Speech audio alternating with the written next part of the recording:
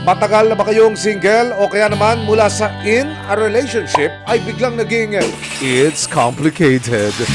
Kung malabo man ang status, may ilang dumarayo sa mga manghuhula para alamin ang kapalaran nila sa pag-ibig.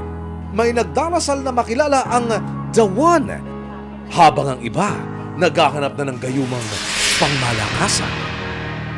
Ang 32 years old na si Rochelle, masayang nakakanap ng kasintahang suwak daw sa kanyang ideya ng dream boy. Pero ang inakala niyang relasyon na magtatagal, panandalian lang pala. 4 months lang talaga sila, hindi talaga kami nagtatagal. Sobrang hirap bilang isang LGBT na makahanap ng long term na pang relationship. Ang akala kasi ni Rochelle, road to forever na ito. Po sa amin, yun yung masakit na kilala siya ng family ko. Kilala ko ng family niya. Pero ang kilig, mabilis ding napalitan ng heartbreak. Halos isang buwan akong parang balisa, wala sa sarili, para akong tanga nun. Pero ayon kay Rochelle, naghahanap man siya ngayon ng ibang mamakalin. Hindi pa rin daw niya makuhang mag-move on mula kay ex. Nag-move on pa ako. Pero kung ano nga, siya pa din eh. Ate, para sa lahat na... Hanap niya, epektibong pampabalik daw sa kanyang ex. Saan kaya mo ba? Para sa ano mo? Sa wishing po niya doon eh. Para po sa pangarap niya, tsaka sa family niya, tsaka sa kaligtasan din niya. Ang mga kandilang kailangan di umano ni Rochelle para matupad ang kanyang kahilingang bumalik si ex. Nagkakahalaga ng 600 pesos. Tumawad pa si Rochelle na baka naman pwedeng kalahati na lang ito hanggang sa it's a deal. Pag magtindi ng tao, hindi may sarili. Thank you mo. Iba-iba raw ang kakayahan ng mga kandila na ibinebenta ni Apple. Ang isang ito, effective din daw sa pag-ibig pero pangmalakasan din ang presyo. Ang isang piraso nito aabot daw ng 4,500 pesos. May kamahalan nga lang. So, this is 4-5. Isusulat mo yung pangalan ng tao. Let's say yung si boyfriend mo, sulat mo yung name dyan. Pag isang mo, hindi mo is-burn na kagad, may birthday kagad siya every Friday. Siyam na beses mo sisinayan. Nagkakahalaga ng 1,500 pesos pataas ang ibinebentang maliit na gayuma. So, ito po yung powder na tinatawag, no? Lalagay sa soft drinks, bugbog lang ikaw nga. Or else, sa food. Let's say sa kanin, bugbog lang kuya, di po kuha ka lang kukurte lang. Ganun lang. And one time lang. Pero hindi nag-iisa si Rochelle sa Team Sawi ngayong parating na ang Valentine's Day. Nito lang nakaraang Lunes, nakipag-break kay Mary Ann. Hindi niya tunay na pangalan ang kanyang kasintakan.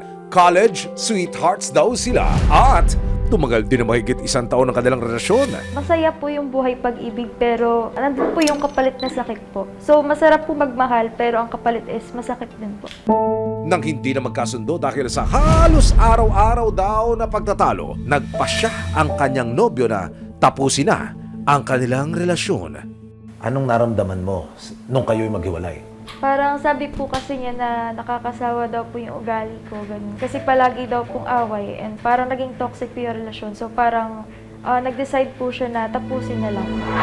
Dahil hindi raw kaya ni Mary Ann na mawala ang kanyang nobyo, naghanap siya ng mga gamot na pwedeng gamitin online. So gusto ko po sana ng second chance. Meron po kasi mga gayuman na ginagamit para po maging baliw na baliw sa lalaki. Pero yung purpose ko lang po kaya po ako naghahanap is para lang po bumalik siya. Sa pagsuyod niya sa social media pages na nag-aalok ng mga gayuma at ritual online, natuntun niya ang isang manggagamot sa Caloocan City. Pakisulat po yung pangalan. Anong pakay natin? Magpapagayuma lang. Sinimulan nito ang ritual sa pagdarasal sa tubig at langis habang nakalatag sa mesa ang litrato ng kanyang nobyo.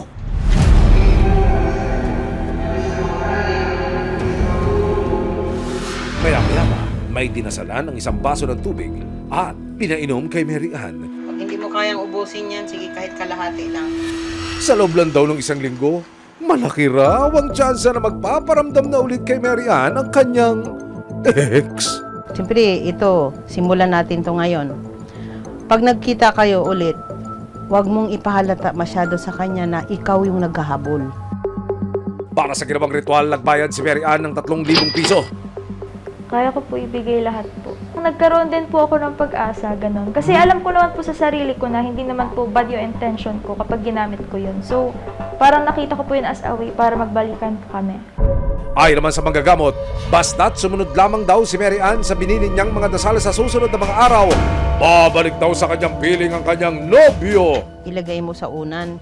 Yung unan nga, ikaw lang ang hihiga, huwag pahigaan sa iba. Ihanda mo lang ang sarili mo kasi pag simula nun, na nilagay mo yon sa ilalim ng unan, babalisa ka na, baling ka na ng baling.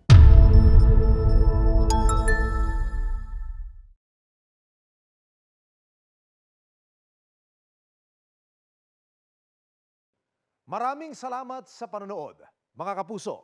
Para masundan ang mga reklamong nasolusyonan ng resibo, mag-subscribe lamang sa GMA Public Affairs YouTube channel